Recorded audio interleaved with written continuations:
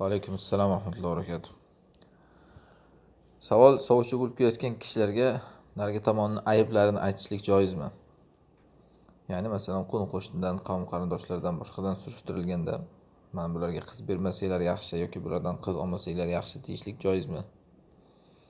Agar ayblar deganda jiddiy ayblar bo'lsa, masalan, dinidagi ayblar, xulqidagi ayblar, bu narsalarni albatta aytish kerak. Chunki ad-din an-nasiha. Nabiy sallallohu alayhi vasallam aytganlar, din bu nasihat deganlar. Nasihat nima degani? Ya'ni hammaga inson o'ziga ravo ko'rgan narsani ravo ko'rish kerak. O'zingizga o'shani ravo ko'rmaysizmi? Bo'ldi. Birodaringizga ham ravo ko'rmang. O'zingizga ravo ko'rasizmi? Unga ham o'shani ravo ko'ring. Val mustashar mu'taman deganlar. Maslahat so'ralingan kishi u omonatdor bo'lish kerak. Ya'ni odamlar undan maslahat so'rayaptimi, u ochiqini aytish kerak.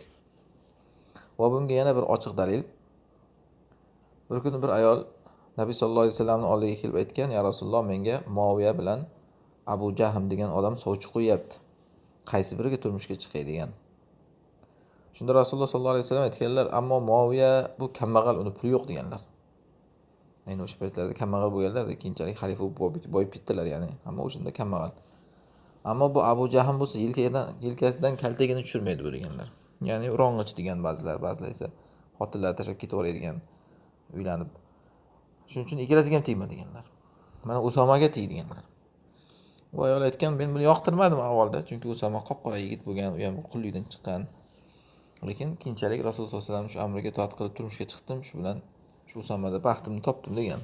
Muhimi mana shu hadisdan ko'rinib turibdiki, o'sha sovchilarga yoki sovchi bo'layotgan odamlar haqidagi bir ma'lumotlarda bu sovchi bo'lib kelinayotgan xonadonga ayblarini boshqasini aytishlik joiz ekan. Bu g'iybat emas.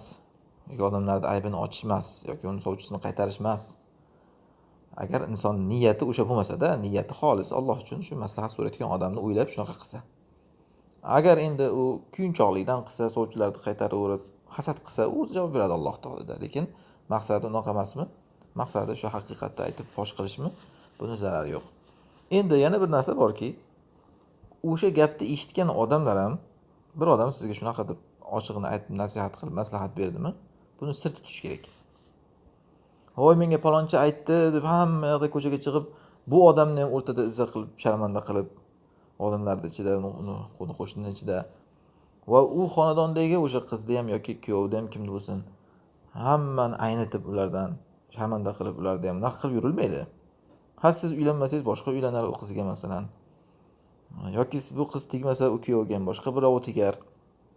Ana shuning uchun buni sir qilish kerak. O'zingiz biling bo'ldi.